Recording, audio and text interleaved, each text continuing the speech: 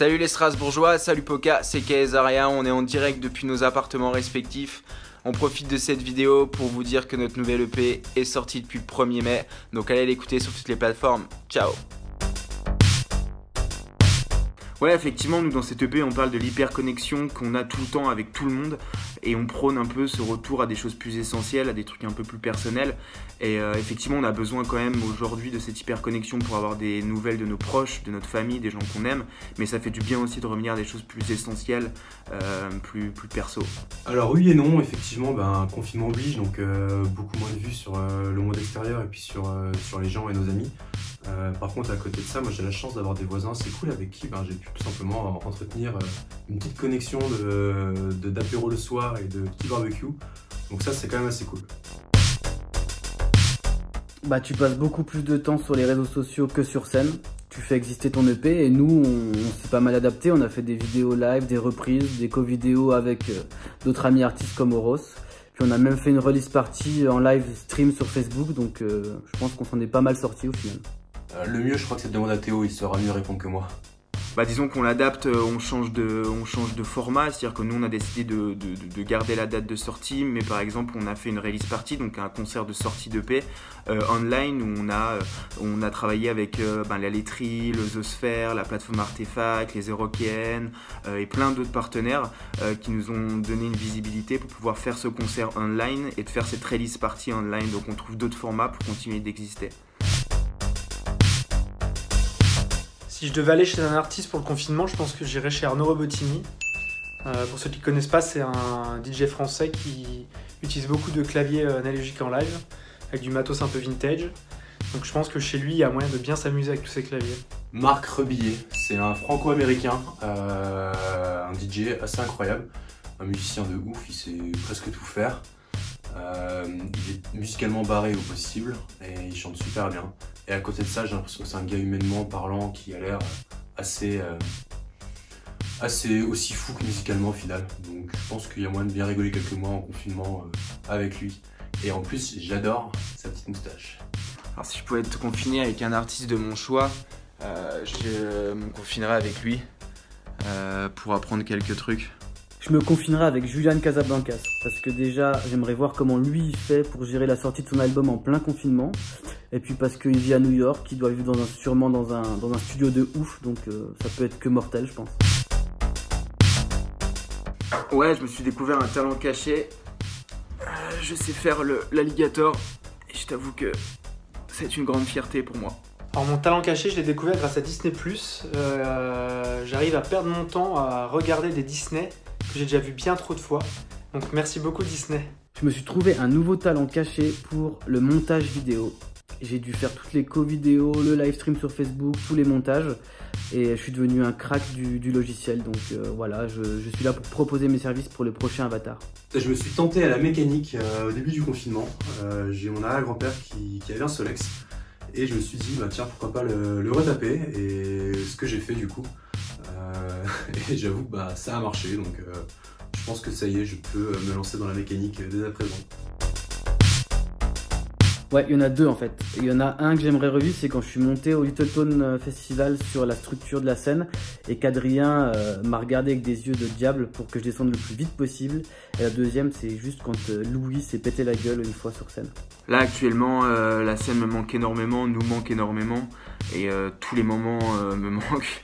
Même les trajets qui sont hyper chiants parfois quand tu fais un Strasbourg-Rennes. Même ça, franchement, je donnerais tout pour être dans le van.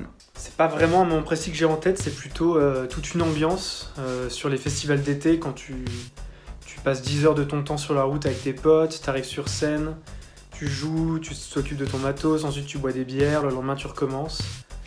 Ça commence un peu à me manquer, mais j'espère que ça va vite revenir parce que on en a besoin. Oui. Un moment de scène, comment dire, là j'ai envie de dire presque tous, j'ai envie d'être sur scène de base, mais après un vrai souvenir et un vrai kiff récent là qui me redonne envie de revivre, c'est le festival Line-Up qu'on a fait l'été dernier. Et je sais pas pourquoi ce jour-là, mais tout était réuni, les conditions étaient dingues, le monde était ouf, super beau temps, super groupe sur scène. On jouait, il y avait une espèce de lune synthétique en face de nous qui était magnifique. J'ai envie de le refaire complètement, là maintenant j'y retourne. Allez, à plus. Alors moi, après le déconfinement, je vais m'empresser de retrouver mon appart à Stras, parce que j'ai pas eu le temps d'emménager avant. Et on va retrouver les copains, faire la musique, parce qu'il me manque un peu là au final. Bah déjà retrouver mes potes et ma famille pour faire la teuf. Et j'avoue qu'un petit gin and tonic au Superto, place de Starlitz, j'y vais direct. Voir mes potes et les serrer dans mes bras. Alors là, je vais préparer une journée aux petits oignons parfaite. Gin tonic avec les copains en terrasse, foot, répète. Alors la situation m'a un peu fait réfléchir sur la façon dont on peut consommer des choses dont on n'a pas forcément besoin. Aussi sur le fait que la société est plutôt fragile face à ce genre de crise. Donc j'espère que les gens ont réfléchi aussi. Oui, je me rends compte qu'on a quand même de la chance d'être dans un pays libre où on peut faire plus ou moins ce qu'on veut. Et que du coup le fait de retirer cette liberté, de ne pas pouvoir sortir, de ne pas pouvoir faire la fête, même faire ses courses en règle générale, c'est assez compliqué. Et on a quand même pas mal de pays dans le monde où les gens n'ont pas cette chance-là. Et aujourd'hui, je trouve que c'est pas normal d'avoir encore des situations de ce type-là. Ça m'a fait prendre conscience qu'il faut bien profiter de la famille, c'est méga important. Et aussi qu'il ne faut pas prendre la planète pour une déchetterie. Ça nous retombera forcément sur le coin de la gueule un jour.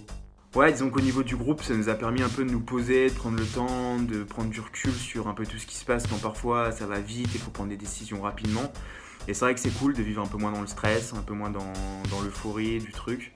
Et je pense que c'est un truc que je vais garder un peu de...